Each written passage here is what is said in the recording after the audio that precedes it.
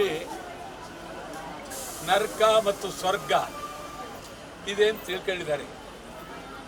ನರಕ ಅಂದರೆ ಅಗಾಧವಾದಂಥ ಶಿಕ್ಷೆ, ಅದರಲ್ಲಿ ಅನೇಕ ವಿಚಾರಗಳನ್ನ ಹೇಳ್ತಾರೆ.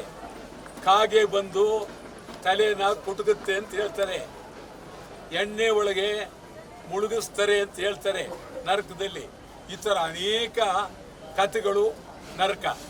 ಸ್ವರ್ಗ ಅಂದರೆ ಅದೇ ಬೇರೆ. ಈ ದೃಷ್ಟಿಯಿಂದ ನಾವು ಮೇಲೂ ಕಾಣಕ್ಕಾಗಲ್ಲ, ಎಡಬಲದಲ್ಲೂ ಇಲ್ಲ. ಬೆಂಗಳೂರೇ ನರಕ, ಬೆಂಗಳೂರೇ ನರಕ. ಈ ಬೆಂಗಳೂರಲ್ಲಿ ಬದುಕೋದೇ ನರಕದಲ್ಲಿ ಬದುಕ್ತಾ ಇದ್ದೀವಿ. ಕಣ್ಣೀರಲ್ಲಿ ಬದುಕ್ತಾ ಇದ್ದೀವಿ, ಮೋರಿಯಲ್ಲಿ ಬದುಕ್ತಾ ಇದ್ದೀವಿ, ಕೆಟ್ಟ ನೀರಿನಲ್ಲಿ ಬದುಕ್ತಾ ಇದ್ದೀವಿ.